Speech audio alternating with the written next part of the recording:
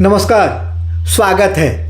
आइए मैं आपको व्याकरण 9th क्लास में जो भी व्याकरण पूछे जाएंगे एक ही वीडियो में सारे बताने जा रहा हूं। सबसे पहले शब्द और पद को लेकर आते हैं। तो शब्द और पद क्या है? शब्द सार्थक वर्णों के समूह को कहते हैं।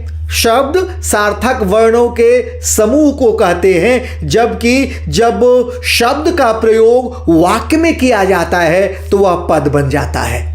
पद किसे कहते हैं? जब शब्द का प्रयोग वाक्य में किया जाता है तो वह पद बन जाता है। अब इससे प्रश्न कैसे पूछे जा सकते हैं? शब्द और पद में क्या अंतर है? तो शब्द क्या है कि शब्द सार्थक वर्णों का समूह है, जबकि पद शब्द का प्रयोग जब वाक्य में करते हैं या शब्द वाक्य में प्रयुक्त होकर पद बन जाता है। एक तो ये है। दूसरा, शब्द स्वतंत्र इकाई है, जबकि पद व्याकरण के नियमों से बंधा होता है। तीसरी बात क्या है? शब्द का स्थान शब्दकोश में होता है, जबकि पद का स्थान वाक्य में होता है। यह तो शब्द और पद का मैंने अंतर आपको बताया है। दूसरा प्रश्न कैसे पूछा जा सकता है? तो प्रश्न पूछा जा सकता है कि एक वाक्य दे दे और उसमें पद को अंडरलाइन कर दे, रेखांकित कर दे, और आपसे पूछा जाए कि रेखांकित पद का भेद बताइए। जैसे हिमालय की सबसे ऊंची चोटी एवरेस्ट है, और एवरेस्ट को अंडरलाइन कर दे, ऊंची को अंडरलाइन कर दे, और आपसे कहा जाए कि रेखांकित पदों का भेद बताइए, ये दोनों कौन से पद हैं। जैसे ऊंची को अंडरलाइन किया है तो यह विशेषण पद है, और एवरेस्ट को किया है तो यह संज्ञा पद है। तीसरा जो तरीका है कि पद के कितने भेद होते हैं, तो पद के 5 भेद होते हैं। कौन कौन से भेद होते हैं? संज्ञा पद, सर्वनाम पद, विशेषण पद, क्रियापद और क्रिया विशेषण पद। कई बार शब्द के भेद भी पूछे जाते हैं। शब्द के भेद आमतौर पर नहीं पूछना चाहिए, लेकिन अगर पूछ दे तो आप जानते ही हैं, व्युत्पत्ति के आधार पर, अर्थ के आधार पर इस तरह से आप दे सकते हैं। तो ये शब्द और पद से संबंधित प्रश्न है। तो आइए आपको मैं उसे कुछ उदाहरण आपसे करवाता हूं कि क्या क्या है। तो उदाहरण देखिए। शब्द और पद करने के बाद किस तरह के प्रश्न पूछे जा सकते हैं, इस पर आकर चर्चा करते हैं। नीचे दिए गए प्रश्नों के उत्तर लिखिए। क शब्द और पद में अंतर स्पष्ट कीजिए। तो शब्द और पद में क्या अंतर है? शब्द और पद में जब सार्थक शब्दों का समूह शब्द कहलाता है, और जब शब्द का प्रयोग वाक्य में करते हैं तो वह शब्द पद बन जाता है। शब्द एक स्वतंत्र इकाई है, जबकि पद व्याकरण के नियमों से बंधा होता है। शब्द शब्दकोश में पाया जाता है, जबकि पद का स्थान वाक्य में होता है। ये 3 महत्वपूर्ण बिंदुओं पर हमने चर्चा की। तो ये शब्द और पद में अंतर क्या है, इसके बारे में बताया। दूसरा जो तरीका है जो आपसे प्रश्न पूछा जा सकता है, और वह प्रश्न पूछा जा सकता है कि एक वाक्य दे दिया और उसमें हर एक पद को अंडरलाइन करके आपसे पूछा गया कि रेखांकित पद का भेद बताइए। जैसे यहां पर हमने किया है, सोहन घर तेजी से जा रहा है। तो यहां पर सोहन कौन सा पद है? सोहन संज्ञा पद है। घर कौन सा पद है? घर संज्ञा पद है। तेजी से क्रिया विशेषण पद है। जा रहा है, या जा भी हम कह सकते हैं, तो जा क्या है? क्रियापद है। इस तरह से और भी प्रश्न पूछे जा सकते हैं। यह महंगी गाड़ी है, तो यह क्या है? यह महंगी गाड़ी है, तो यह सर्वनाम पद है। महंगी विशेषण है, और गाड़ी क्या है? गाड़ी में हमने अंडरलाइन नहीं किया है, लेकिन गाड़ी में भी अगर पूछे तो संज्ञा पद है क्रियापद है। उसी तरह से मेरा विद्यालय विशाल है, तो विशाल कौन सा पद है? विशाल विशेषण पद है। एक बात और ध्यान से सुनिए, पद प्रश्न हो सकता है कि पद के कितने भेद हैं।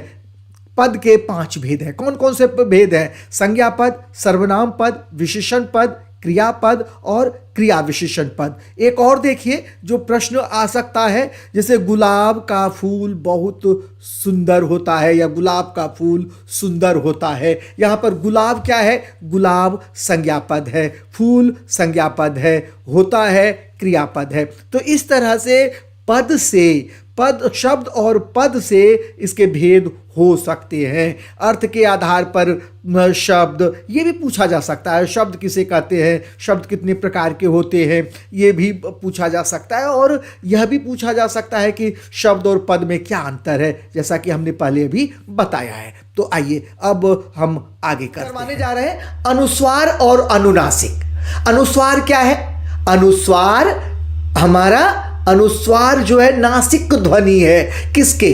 कवर्ग, चवर्ग, टवर्ग, तवर्ग, पवर्ग। ये जो 5 वर्ग हैं, पांचों वर्ग का जो 5वां वर्ण है, 5वां ध्वनि है, 5वीं ध्वनि है या 5वां वर्ण है, यानी कि ङ, ञ, ण, न और म, ये जब आधा लिखते हैं तो अनुस्वार का प्रयोग करते हैं। अनुस्वार मूलतः व्यंजन ध्वनि होता है। इसके उच्चारण में ये इसे अयोगवाह भी कहते हैं, और इसके उच्चारण में हवा नाक से अधिक निकलती है, मुंह से कम निकलती है। ये नासिक ध्वनि इसलिए कहते हैं। अगला जो है, इसे जब लगाने के लिए अनुस्वार, जैसे पंखा लिखा हमने, प के ऊपर अनुस्वार लगाया, बिंदी जिसे डॉट कहते हैं, बिंदी लगा दी, और उसके बाद ख आ की मात्रा पंखा, इस तरह से हम लिखते हैं। तो ये अनुस्वार है। अनुनासिक क्या है? अनुनासिक मूलतः स्वर है, और ये चंद्र बिंदु का, जैसे चांद, चांद हम लिखते हैं तो चांद चा, च आ की मात्रा, ऊपर चंद्र बिंदु, द चांद, आंख, आ ऊपर चंद्र बिंदु, ख आंख। इस तरह से हम अनुस्वार लगाते हैं। प्रश्न कैसे आएगा? प्रश्न आ सकता है कि आपको शब्द दे दे और कहा जाए कि उचित स्थान पर अनुस्वार का प्रयोग कर पुनः लिखिए। प्रश्न दे दे और आप शब्द दे दे और आपसे कहा जाए कि अनुनासिक का प्रयोग कर शब्द को पुनः लिखिए। तो आइए उदाहरण देखते हैं कि किस तरह से प्रश्न पूछे जा सकते हैं। अनुस्वार और अनुनासिक में किस तरह से प्रश्न पूछे जा सकते हैं। अनुस्वार जैसे दिया गया कि नीचे दिए गए शब्दों में उचित स्थान पर अनुस्वार का प्रयोग कर पुनः लिखिए। जैसे नालंदा, नालंदा में क्या होगा? नालंदा। तो नालंदा को हम कैसे लिखेंगे? उत्तर में आपको मैं बता दूं कि नालंदा, ये उत्तर है। नालंदा हम इस तरह से अनुस्वार लगाकर लिखेंगे। अंतर, अंतर को हम कैसे लिखेंगे? अंतर, अंतर ऐसे लिखेंगे, अंतर। उसके बाद पंखुड़ी को कैसे लिखेंगे? देखिए मैं आपको बता देता हूं, पंखुड़ी इस तरह से लिखेंगे। उसी तरह से मंडल, मंडल हम कैसे लिखेंगे? मंडल में यहां पर अनुनासिक लगा दिया है, लेकिन मंडल में क्या होगा? अनुस्वार होगा, मंडल ऐसे लिखेंगे। अंक, अंक कैसे लिखेंगे? यहां पर भी नासिक ध्वनि होगी, अंक ऐसे होगा। संपर्क कैसे लिखेंगे? संपर्क हम लिखेंगे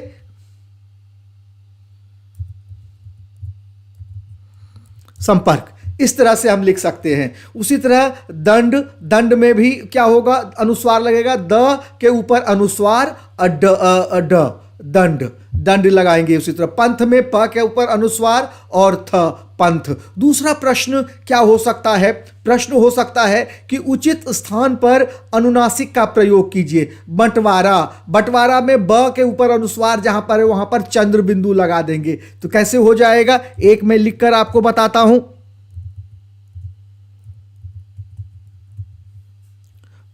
बंटवारा, ये देखिए बंटवारा ऐसे होगा। हंसमुख, हंसमुख कैसे होगा?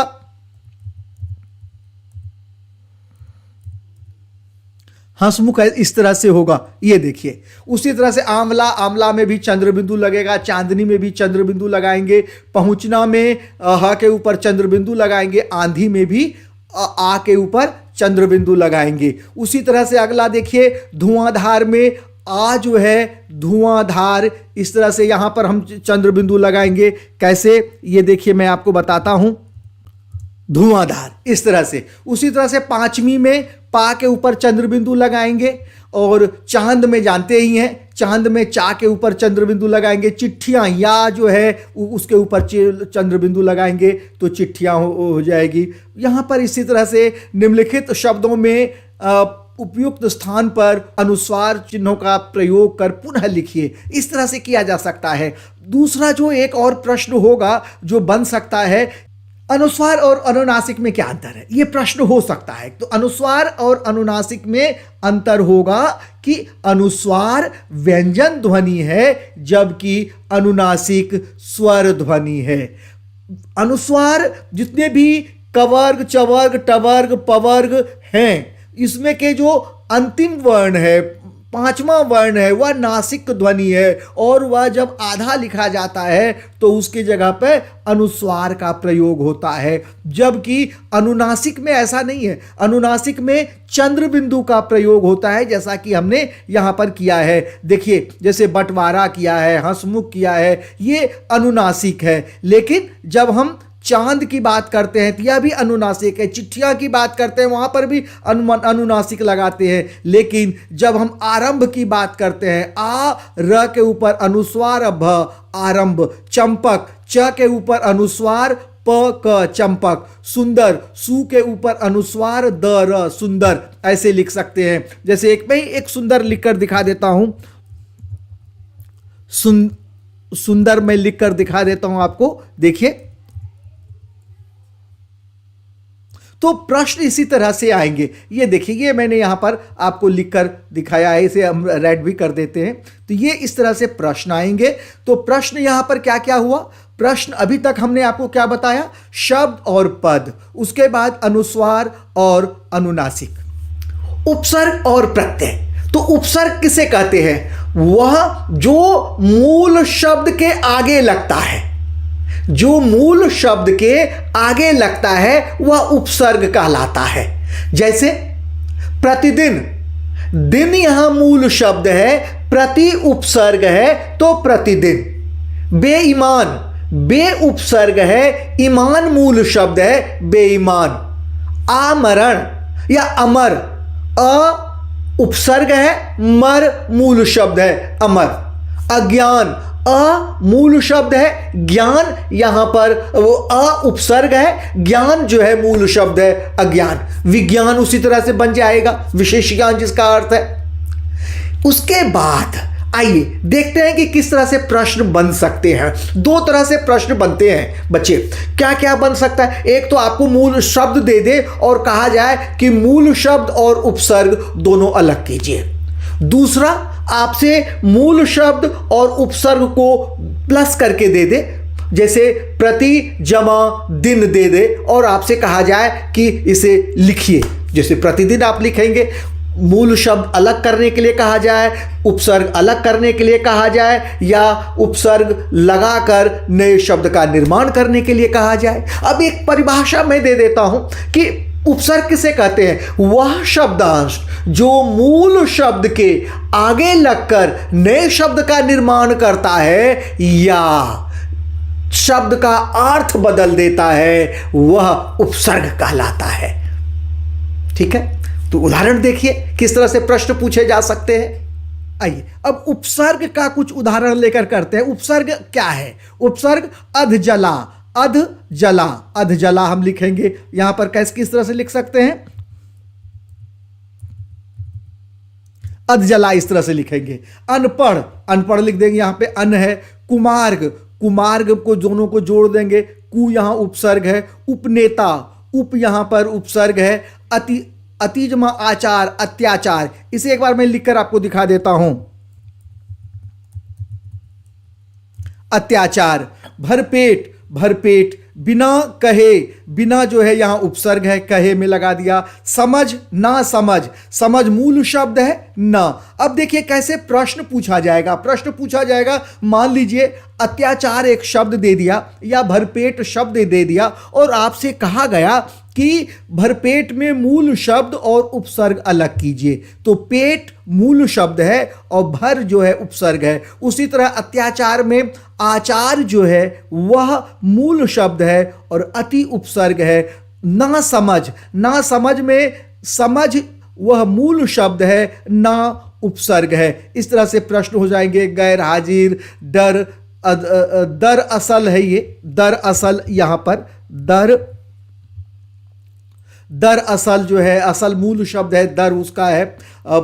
सब इंस्पेक्टर, हमदर्द, अनुगमन, अधिकार, अवगुण, गुण मूल शब्द है, अब उपसर्ग है। संरचना, संरचना यहां पे हो जाएगा। कैसे लिखेंगे संरचना?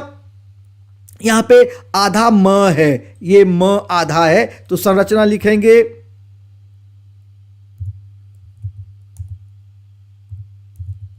संरचना। इस तरह से सम जमा रचना, संरचना। इसी तरह प्रभावित है और अपवित्र है, ये उपसर्ग के उदाहरण है। प्रत्यय, प्रत्यय किसे कहते हैं? कि वह शब्दांश जो मूल शब्द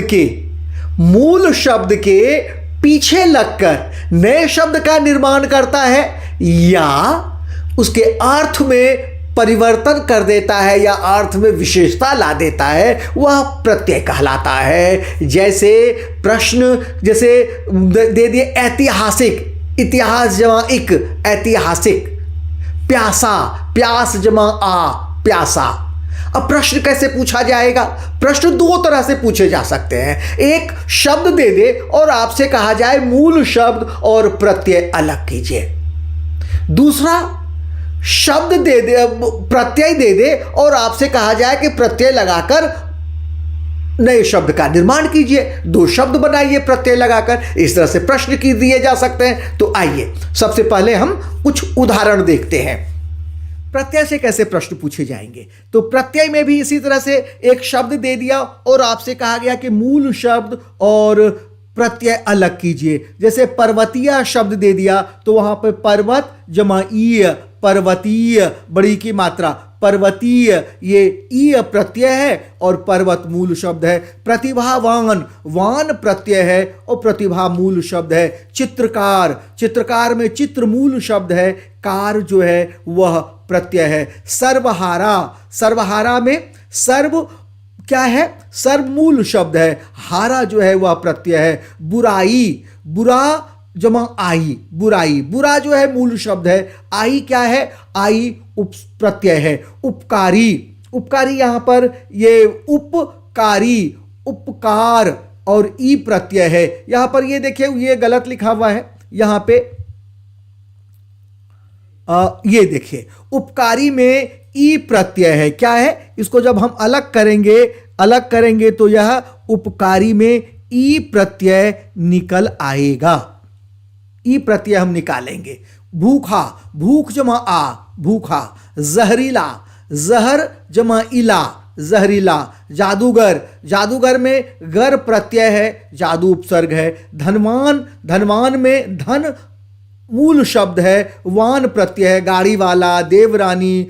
पुष्प जमा आई, पुष्पाई। दीनता, शासकीय, शासकीय में शासक मूल शब्द है और ईय प्रत्यय है। अब यहां तक हमने उपसर्ग और प्रत्यय से जुड़े हुए जो प्रश्न होते हैं यह हमने डिस्कस किया है और इसके कुछ उदाहरण कैसे आपको दिए जाएंगे। दूसरा तरीका क्या हो सकता है प्रश्न पूछने का? दूसरा तरीका हो सकता है जैसे मान लीजिए आ उपसर्ग दे दिया और आपसे कहा जाए कि इसे उपसर्ग लगाकर दो शब्द बनाइए, या बे उपसर्ग दे दिया और कहा जाए कि इसे दो शब्द बनाइए बे उपसर्ग लगाकर, जैसे बेईमान, बेहिसाब, इस तरह के शब्द आप बनाइए। तो आ सकता है, आप इस तरह से भी प्रश्न पूछा जा सकता है। और जो मैंने आपको बताया है, एक मूल शब्द और प्रत्यय अलग करने के लिए, मूल शब्द और उपसर्ग अलग करने के लिए, एक प्रत्यय दे दे और आपसे कहा जाए कि उस प्रत्यय को लगाकर दो शब्द बनाइए, उपसर्ग दे दे और कहा जाए कि उपसर्ग लगाकर दो शब्द बनाइए। शब्द में उपसर्ग कहां लगता है? शब्द के आगे लगता है। शब्द में, मूल शब्द में प्रत्यय कहां लगता है? मूल शब्द में प्रत्यय पीछे लगता है। तो इस तरह से प्रश्न पूछे जा सकते हैं।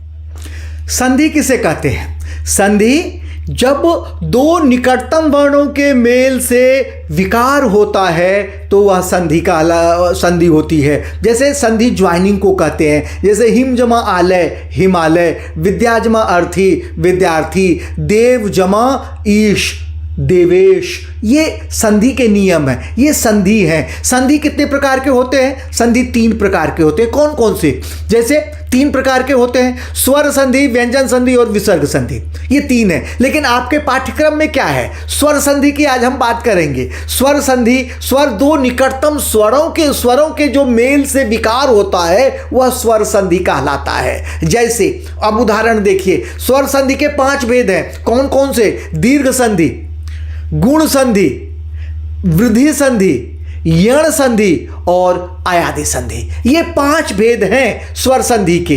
अब सबसे पहले दीर्घ संधि के उदाहरण लेते हैं। क्या कह रहे कि दीर्घ संधि में जैसे देव जमा अर्थ, देव जमा अर्थ देवार्थ, हिम जमा आलय हिमालय, और क्या हो सकता है? विद्याजमा आलय विद्यालय। इस तरह से जितने भी अ के बाद अ आए या आए तो आ ही होगा। उसी तरह से ई के बाद अगर ई हो तो ई ही होगी। जैसे कवि जमा इंद्र कवींद्र, रवि जमा इंद्र रवींद्र, यानी कि दीर्घ हो जाना है यहां पर। उसी तरह से ऊ वाले होंगे भूजमा ऊर्जा भूर्जा, ये भी दीर्घ संधि के उदाहरण है। ऊ के बाद ऊ आए तो वो ऊ या ऊ दोनों में से कोई भी आए तो दीर्घ ही हो जाएगा, बड़ा ही रूप होगा। अब अगला क्या है? अगला है गुण संधि। गुण संधि में किसे कहते हैं? कह रहे कि जब अ के बाद भिन्न स्वर आए तो जैसे अ के बाद अगर ई आए तो ए हो जाएगा, और अ के बाद अगर ऊ आए तो ओ हो जाएगा, और अ के बाद अगर री आए तो अर हो जाएगा। देखिए उदाहरण देखिए कैसे होगा। देव जमा इंद्र देवेंद्र। अब यहां पर देव जमा इंद्र देवेंद्र, नर जमा इंद्र नरेंद्र। यहां अ के बाद ई है इसलिए ए बन गया। अब सूर्य जमा उदय सूर्योदय, चंद्र जमा उदय चंद्रोदय। अ के बाद ऊ आया तो वो ओ हो गया। ऋषि जमा महाजमा ऋषि महर्षि, आ के बाद री तो अर हो गया महर्षि। ये संधि है किसके? गुण संधि के। अब वृद्धि संधि, सब कुछ वृद्धि होगा, बड़ा ही होगा। अ के बाद ओ आए तो औ हो जाएगा, अ के बाद ए आए तो ऐ हो जाएगा। जैसे सदा जमा एव सदैव, मम जमा एव ममैव, वन जमा औषधि वन औषधि, जल जमा ओघ जलौघ।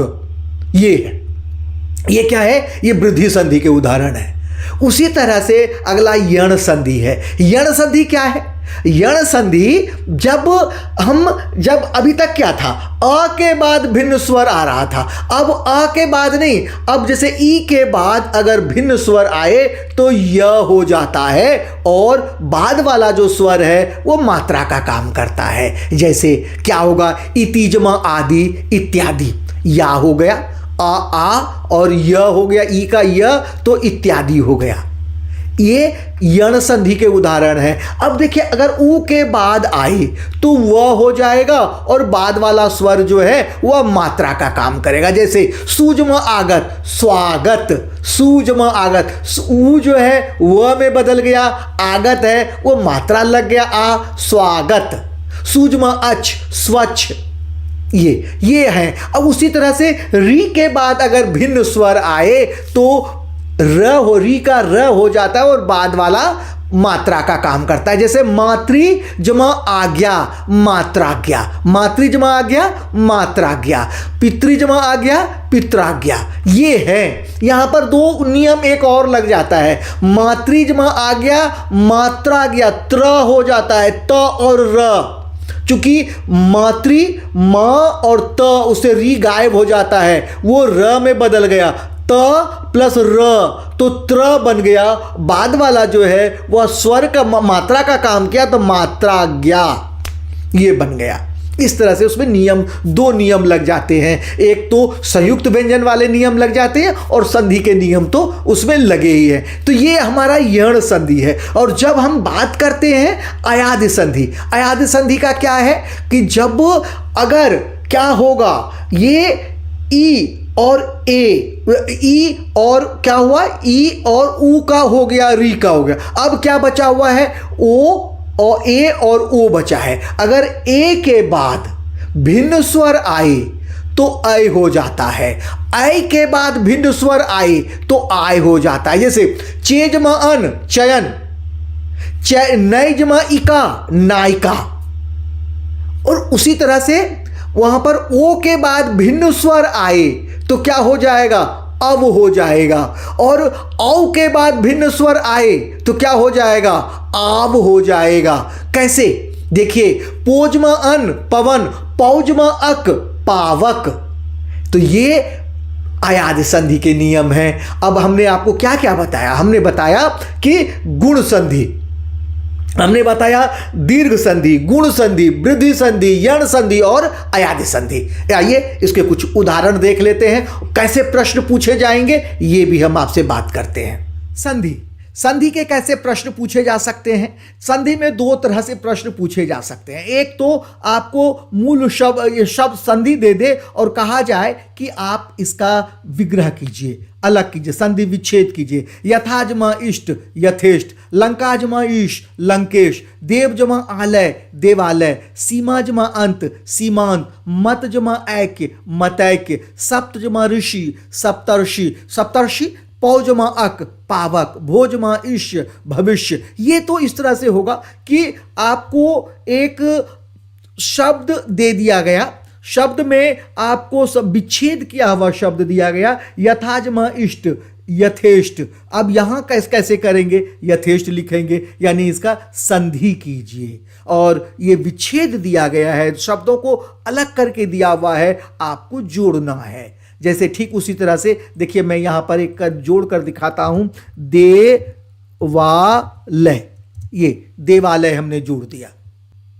आइए, संधि में किस तरह के प्रश्न पूछे जा सकते हैं। संधि में दो तरह से प्रश्न पूछे जा सकते हैं। एक तो आपको संधि विच्छेद किया हुआ दे दे और आपसे कहा जाए कि संधि कीजिए। जैसे यहां पर है यथाजमा इष्ट, यथेष्ट, लंकाजमा ईश, लंकेश, देवजमा आलय, देवालय, सीमाजमा अंत, सीमांत, मतजमा ऐक्य, मतैक्य, सप्तजमा ऋषि, सप्तर्षि, पौजमा आवक, पावक, भोजमा ईश्य, भविष्य। ये तो हुआ कि आपको विच्छेद किया हुआ दिए और संधि करने के लिए दिया जाए। उसी तरह से आपको निम्नलिखित शब्दों के संधि विच्छेद कीजिए। अनुजमा एशक, अन्वेषक, देवीजमा आगमन, देव्यागमन, सुजमा अधीन, स्वाधीन, अतिजमा अधिक, अत्यधिक, नैजमा इका, नायिका, भारतजमा इंदु, भारतेंदु, भूजमा ऊर्जा, भूर्जा, अधिजमा ईश्वर, अधीश्वर। तो ये है संधि के वाक्य। किसे कहते हैं, सार्थक शब्दों का वह समूह जो किसी भाव या विचार को व्यक्त करता है, उसे वाक्य कहते हैं। अर्थ के आधार पर कौन कौन से भेद हैं, अर्थ के आधार पर 8 भेद हैं। कौन कौन से, विधानवाचक वाक्य, प्रश्नवाचक वाक्य, नकारात्मक वाक्य या निषेधवाचक वाक्य भी कह सकते हैं, संदेहवाचक वाक्य, इच्छावाचक वाक्य, संकेतवाचक वाक्य और आज्ञावाचक वाक्य और विस्मयादि बोधक वाक्य। ये 8 भेद हैं। विधानवाचक वाक्य क्या है, वो जैसे सूर्य पश्चिम में डूबता है, ये विधानवाचक वाक्य है। उसके वाक्य के 2 अंग होते हैं, उद्देश्य और विधेय। जिसमें उद्देश्य है उसमें एक साधारण सा वाक्य कहा गया है विधान वाला, जैसे हमने उदाहरण कहा कि सूर्य पश्चिम में डूबता है, ये इसमें एक उद्देश्य है और विधेय है। शीला अध्यापिका है, एक उद्देश्य और एक विधेय है। ये विधानवाचक वाक्य है। प्रश्नवाचक वाक्य क्या है, जिसमें प्रश्न पूछा गया है, क्या आप विद्यालय जाएंगे, प्रश्नवाचक चिन्ह, यहां पर प्रश्नवाचक वाक्य है। नकारात्मक वाक्य, मैं बाजार नहीं जाऊंगा, नहीं मत का प्रयोग किया जाता है निषेधवाचक वाक्य में, तो ये निषेधवाचक है। संकेतवाचक वाक्य में क्या है, कारण, कार्य का कारण दिया हुआ होता है। आज मंगलवार बंद है इसलिए बाजार बंद है। यदि अच्छी वर्षा होगी तो फसल भी अच्छी होगी। यदि वर्षा अच्छी होगी तो फसल भी अच्छी होगी। आप परिश्रम करेंगे तो आपके अच्छे अंक आएंगे, वहां कारण दिया हुआ है। अगला क्या है? संदेहवाचक, जिसमें शक शुभ हो प्रस्तुत किया गया हो, व्यक्त किया गया हो। शायद आज वर्षा होगी, शायद इसमें लगा है। निषेध का मैंने बता दिया है, संकेत का बता दिया है। आज्ञावाचक, ऑर्डर देना, क्या मैं अंदर आ सकता हूं, यह भी एक तरह से ऑर्डर है। बाजार जाओ, पढ़ने बैठ जाओ, कमरे से बाहर जाओ, यह आज्ञावाचक वाक्य है। विस्मयादिवाचक, हर्ष, शोक, दुख, ये इस तरह के व्यक्त होते हैं। वो विस्मयादि, वाह कितना सुंदर दृश्य है, ये इस तरह से। उसके बाद क्या है? उसके बाद इच्छावाचक वाक्य, आपकी यात्रा मंगलमय हो। ये यहां इसमें इच्छा व्यक्त की गई है, आप बहुत अच्छे अंक लेकर पास करें, ये भी इच्छा व्यक्त की गई है, इसलिए ये इच्छावाचक वाक्य है। तो हमने यहां पर वाक्य से कैसे प्रश्न पूछे जा सकते हैं? प्रश्न पूछे जा सकते हैं कि आपको एक वाक्य दे दे और कहा जाए कि अर्थ के आधार पर वाक्य के भेद बताइए।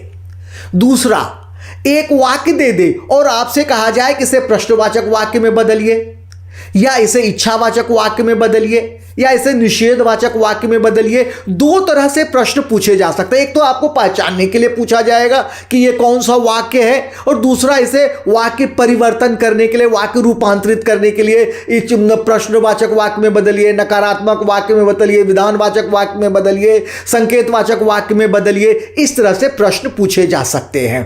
तो व्याकरण से इस तरह से प्रश्न पूछे जा सकते हैं। यह वीडियो आपको कैसा लगा? अगर अच्छा लगा हो तो लाइक और सब्सक्राइब जरूर कीजिएगा चैनल को, और मैं इसी तरह से आपके लिए वीडियो लेकर आऊँगा। मेरी कोशिश है कि अगर आपने ये पूरा वीडियो देख लिया तो आपके व्याकरण से जो संबंधित प्रश्न पूछे जाएंगे, 16-17 नंबर के जो व्याकरण हैं, वो बहुत ही अच्छे तरीके से आप उसे पूरा कर सकते हैं। विराम चिन्ह को इसमें हमने नहीं रखा था, विराम चिन्ह के लिए अलग से वीडियो बनाया है, क्योंकि वीडियो काफ़ी लंबा हो रहा था, इसलिए मैंने विराम चिन्ह के लिए अलग से वीडियो रखा है। और कोशिश मैं करूंगा कि हम उसका लिंक उसी में हम साथ में जोड़ देंगे, जिससे आप आगे उसको विराम चिन्ह को भी देख सकते हैं। तब तक के लिए मैं आज्ञा चाहता हूं। धन्यवाद।